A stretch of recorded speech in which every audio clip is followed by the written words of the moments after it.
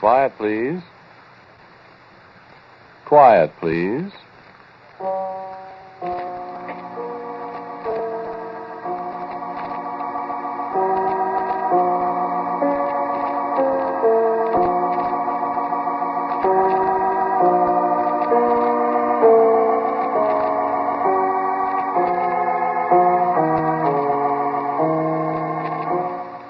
The American Broadcasting Company presents Quiet, Please, which is written and directed by Willis Cooper, and which features Ernest Chappell.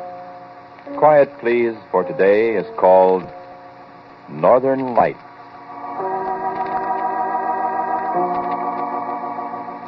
This is a story about the temporal displacement of mass. It is also a story about teleportation.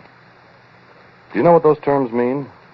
I didn't think you did, but you stay right where you are, my charming friend, and you're quite likely to find out. You just stay right there and listen. I'll tell you everything you want to know. And maybe a couple of things you're not terribly anxious to know. Ever see the Northern Lights? Aurora Borealis is their right name. You don't see them very often below the 50th parallel of latitude in this country, but up in northern Minnesota, in Canada, upper New York, places like that, they're quite common of a winter night. If you've seen them, you'll know what they look like. If you haven't, there's no use my trying to describe them. Sometimes they fill the whole northern sky with waves of color, like a fire burning way beyond the horizon. Sometimes they're just long streamers of fire filling up the whole sky.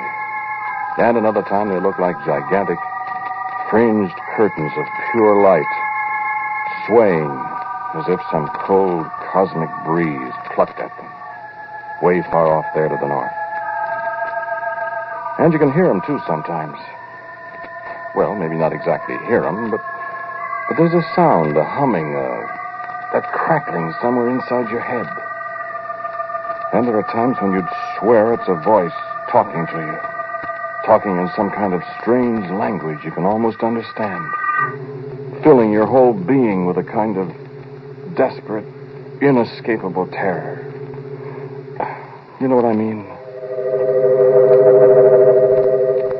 At night, in the cold night, voices talking and saying things to you that you can almost understand, filling the night sky with signs and portents of inescapable terror. And nobody in the whole world knows what they are, nobody in this world at least, except me. And after I get done talking to you, you'll know too.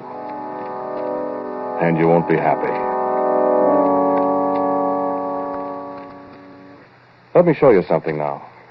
This is from a recording I made on, December 13th, 1948, a little more than a month and a half ago. I started the recorder while Norman and I were just about finished with our work that afternoon here in the laboratory. I just set the microphone on top of the file cabinet there and turned on the machine. Listen, I'm going to play it back for you. The quality isn't so very good, but you can recognize my voice and Norman's, I think. Here. I got the call. Rewound now, I guess. Did you test it? How can I test it when I said I just got it rewound? Well, hurry up. It's almost 6 o'clock. Yeah. Well, it's dark and I didn't realize the time. Hurry up. I'm hurrying. Be a display tonight, you suppose? How do I know? Been a display the last 3 nights. Well, that was a dinger last night, wasn't it? Yeah, the machine wasn't ready. Hey, listen, now, do you think you can do better than I can? Ouch! What's the matter? Oh, I stuck my finger. Where'd you put the copper sulfate? Up above the sink. Huh? I got it. What are you doing? Testing the coil. How's it? Oh, it looks okay. Hey, wait a minute. Yeah, it's okay. I'll be right with you. Hook it up. What are you going to send? You try my cigarette lighter. That won't work anyway. I won't miss it if we don't get it back. I don't know how the thing will work when the northern lights aren't shining. Well, maybe they are shining. Turn off the room light. Let's see. All right. Pretty early. What's the matter? Hey, look. Out early tonight. Oh, boy, that's fine. The whole sky. Look, blue and yellow. Yeah, I never saw those long fringes. Never the same. Outside, you turn on the recorder? Yeah. Yeah, it's turning over. Let's see. Now is the time for all good men to come to the aid of their party. Now leave it alone. You about ready now? What's funny about the Aurora? Northern Lights? Listen to this part closely, friend. Oh, I don't know. Remember what I told you. You can almost hear the darn things. Not hear them, I mean, but it's kind of like somebody talking to you in a language you can almost understand. I don't know. I mean, you ever notice it? Sure. High frequencies, I guess. Something. Awful lot we don't understand.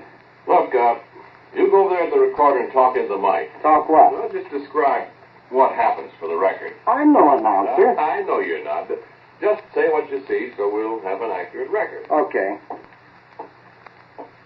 Now? Go ahead. This is an experiment in the temporal displacement of a solid object. In other words, the first actual demonstration of a time machine, if it works. It'll work all right. Go on. Paul is now placing his old beat-up cigarette lighter on the stage of the hypercucambulator, and he is now setting the microchronometer to determine how far into the future he's going to send the lighter. Well, how far, Paul? 10 seconds. 10 seconds. At the end of that time, if our calculations are correct, and we hope they are, the cigarette lighter will reappear. In that period of time, it will have been into the future. We could send it farther into the future if we wanted to, I guess, but we'd just have to wait that much longer for time to catch up with it and make it reappear. But 10 seconds,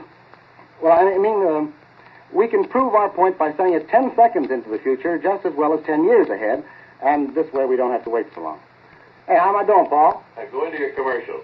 When Paul presses the little button, the cigarette lighter will turn to nothing. That's not right. It'll be here, but it'll be 10 Now, seconds listen away. closely, please. Yeah. Well, now, What's going to happen? Mr. Paul McGilligan, a famous mad scientist, is about to press the big old button and send his lighter into the future. You ready, Paul? Here we go. Stand by. Look, Norm. By golly, it is gone. It just disappeared. Bang, like that. Hold your watch up close to the mic, Paul, so it'll record. Yeah. There isn't a sign of the lighter. The little stage on which Paul placed it is empty, and it should appear again in just a second if it really did work. 3, 2, 1. It's back! It's back, Norm! It worked. We made it. Oh, man, let's see if it's all right. Oh, gee. Oh. Now what? Oh, the lighter. Oh, it's cold, Paul. Ooh, here. Take it, Paul. Take it. Oh, it's freezing cold. What do you know? Look, the darn thing's like a piece of ice. Now, where the dickens do you suppose it's been in that 10 seconds? No, wait, friend. You know, That's it not was the right payoff here. yet. You said only in the future. Listen. And time's caught up with it. It's back, but... Hey, Paul, look. Where did that come from? What? There on the stage where the lighter was. Where'd that come from? In the middle of winter. What is it? It's a caterpillar, Paul. A brown and black caterpillar. Well, where do you suppose it came from?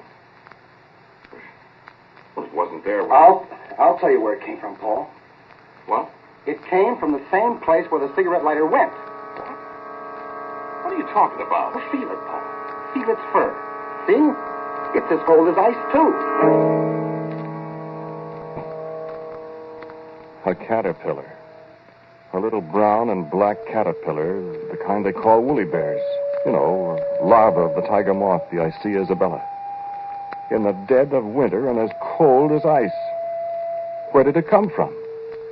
Huh? You want to know. Incidentally, you know, the old-timers say that the woolly bear caterpillar is a weather prophet. If the brown bands on his fur are narrow, there's a severe winter ahead. If they're wide, it's going to be a mild winter. Yeah, maybe. This one, you could hardly see the brown bands. Tough weather ahead, that's what the old-timers would say. But where'd she come from? She wasn't there when we put the cigarette lighter on the stage. When time caught up again, there she was. She? Sure, Isabella. Icea Isabella. I told you, remember? Well, she was wiggling happily when she arrived from somewhere in the future. But as she warmed up, she seemed to go into a trance, almost a death-like trance.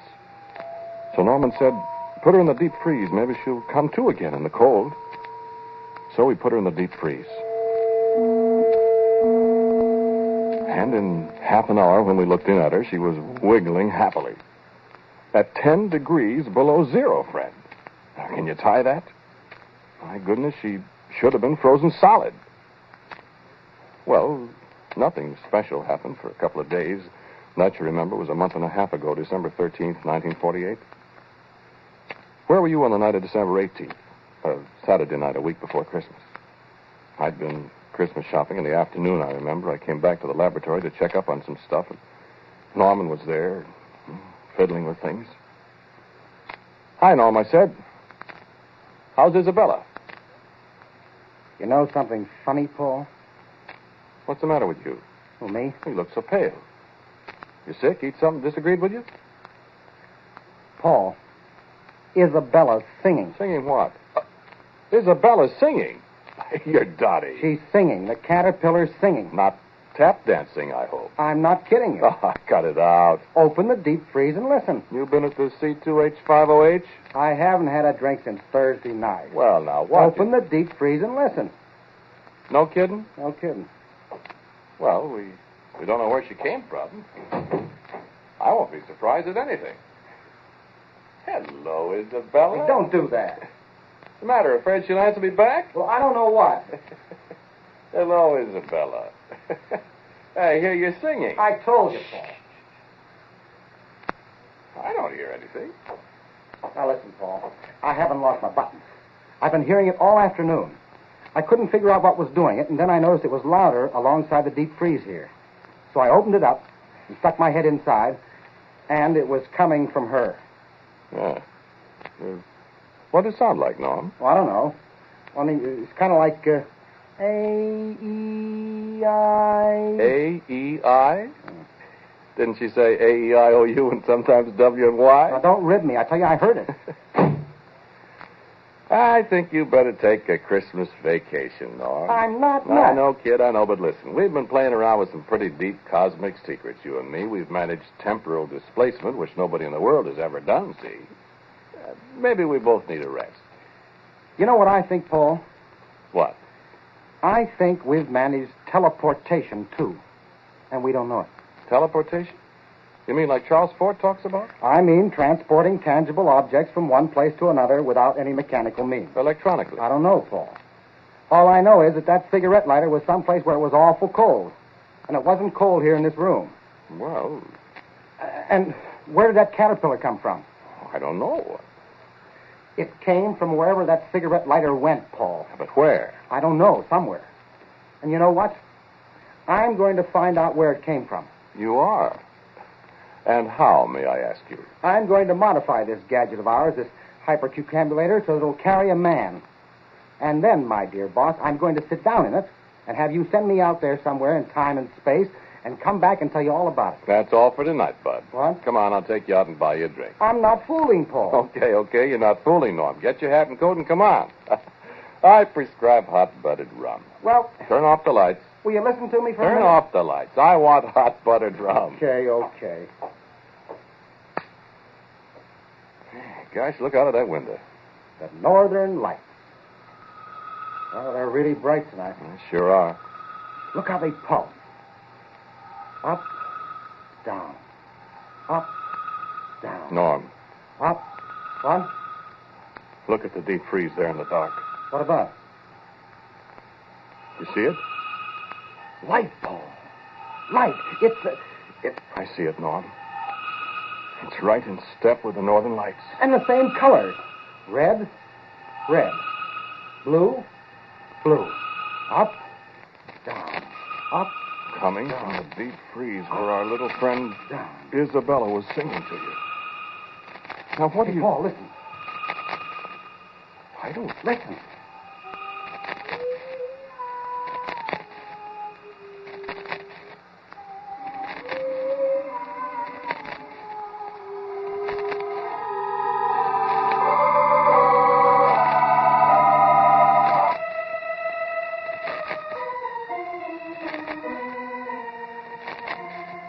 We never did get that hot-blooded rum.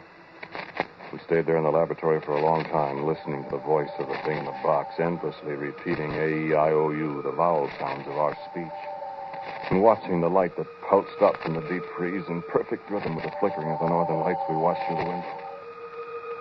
And we thought long, long thoughts that I don't remember any too clearly now. I do know we both of us thought of ways to perfect our little mechanism, our time machine. Our machine that brought back a little cold brown and black caterpillar from somewhere. And when it was morning, and the lights had faded from the northern skies, we found that our machine was very different.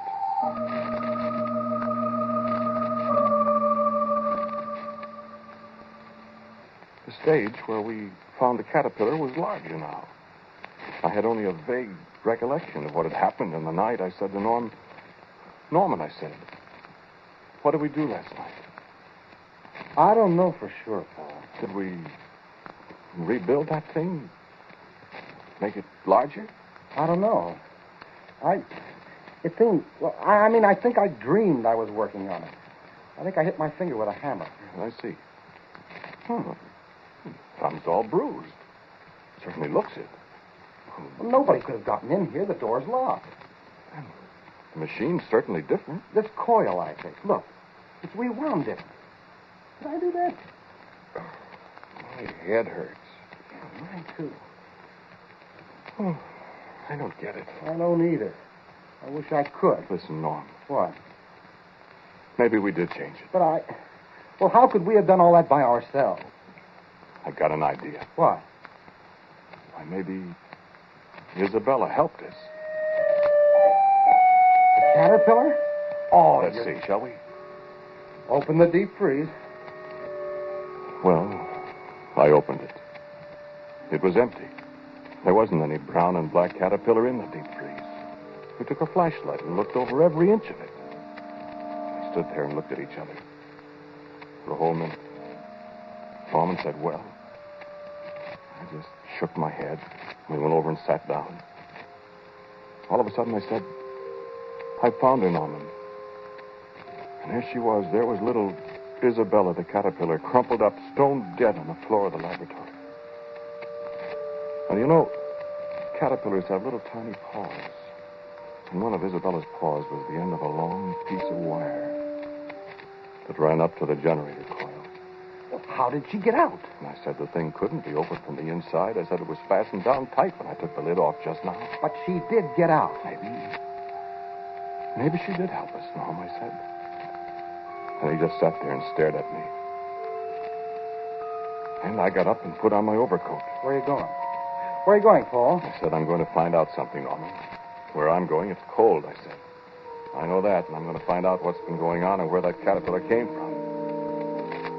Norm goggled at me. I stepped on the stage of the machine that was to take me away somewhere in time and space. I said, Norm, turn it on.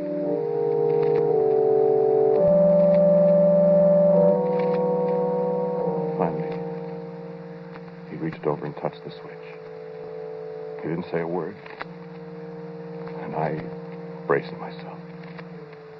I nodded at him. Go ahead, I said. And he pressed the switch. And nothing happened at all. Nothing. Why? I know, Paul, I know. It's daylight, and there aren't any northern lights.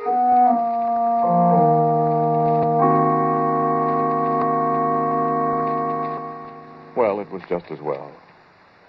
I had a chance to think about it a little, and I realized that just an overcoat wouldn't do me any good where I might be going.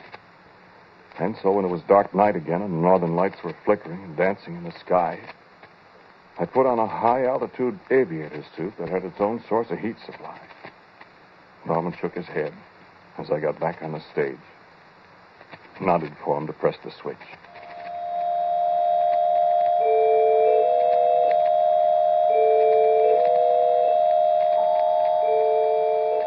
Cold.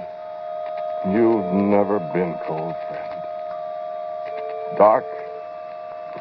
You wouldn't know how dark it can get. And I was standing on an immense plain that stretched so far into the distance, a plain of snow and eternal ice. A dead, cold, white world with the blackest sky above me. And the northern lights reached from horizon to horizon. Even through the high-altitude suit, I could feel a biting cold. And I was afraid, shivering, abjectly afraid. The streamers of the northern lights reached down toward me and wrapped about me.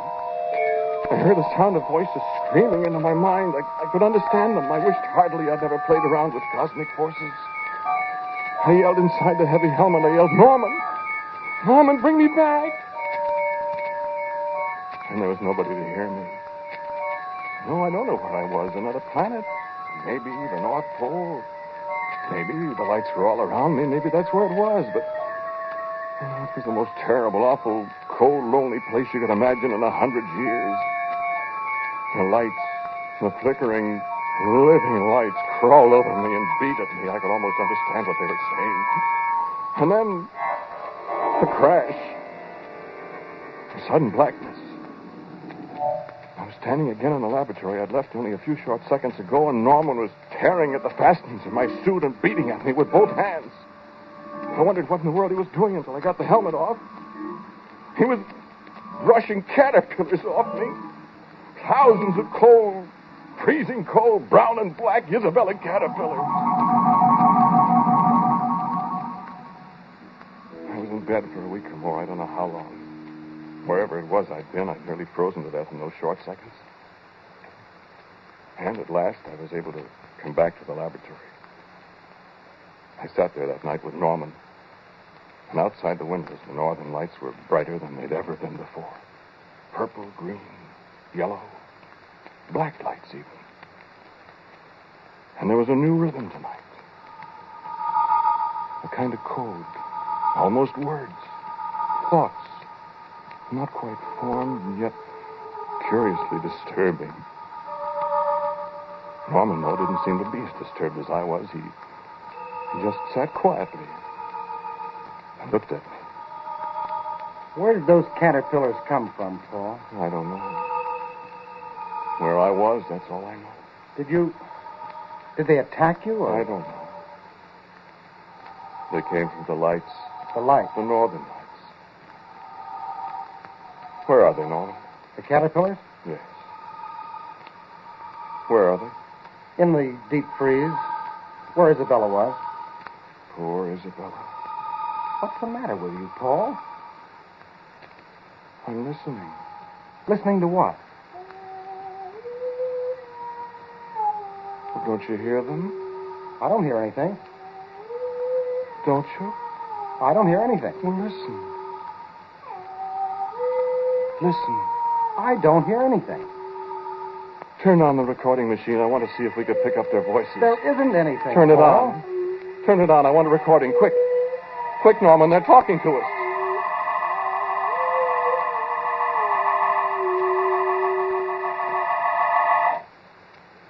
Listen, friend.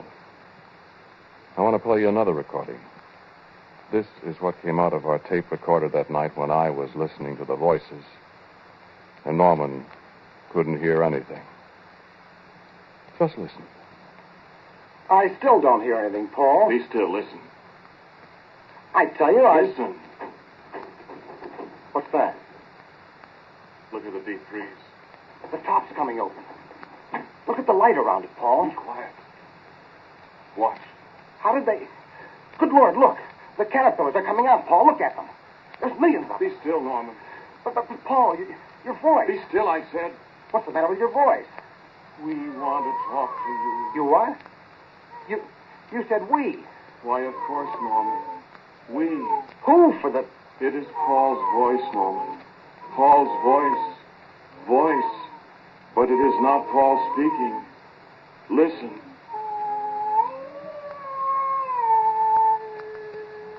We speak to you. Paul. Not Paul.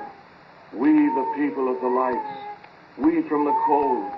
We are speaking to you with Paul's voice. I tell you that... Paul's voice will tell you what to do when the time comes, Norman.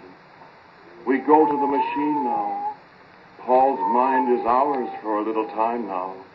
We go to the machine that brought us to your world from the world of the lights. Who are you? The people of the lights, to take over this world of yours. Only this world of yours is so hot.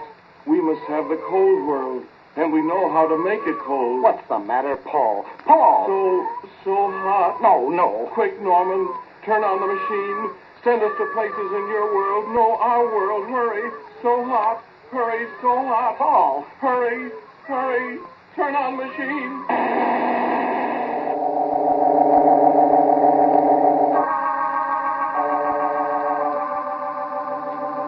That's the end of the recording. No, I don't know.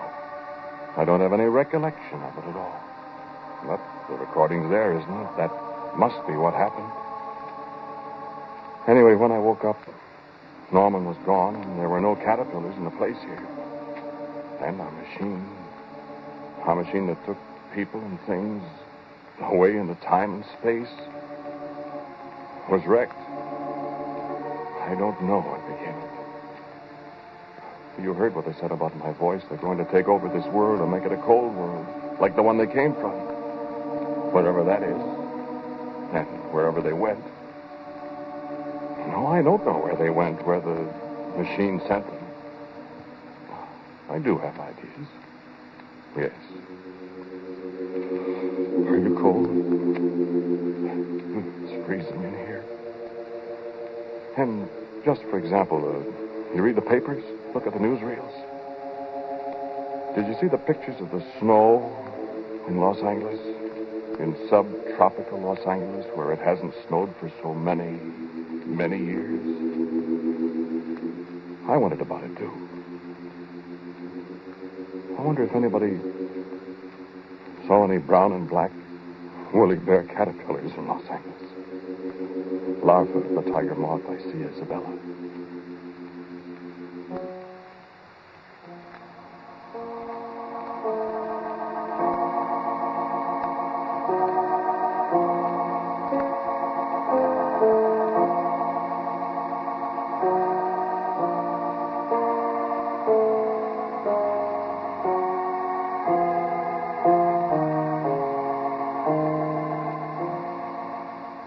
The title of today's Quiet Please story is Northern Lights. It was written and directed by Willis Cooper. The man who spoke to you was Ernest Chappell. And my laboratory assistant, Norman, was played by Dan Sutter. The voices of Isabella and her friends was that of Cecil Roy. As usual, music for Quiet Please is played by Albert Berman. Now, for a word about next week, our writer-director, my good friend Willis Cooper. Thank you for listening to Quiet Please. For next week, I have a story for you that comes from the steel mills out South Chicago way. It's called Tap the Heat, Bogdan.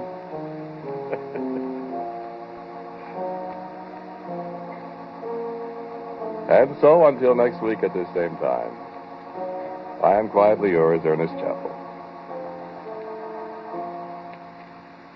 And now, a listening reminder. How are your predictions of things to come? What's your batting average? Compare your average with a man who has made predicting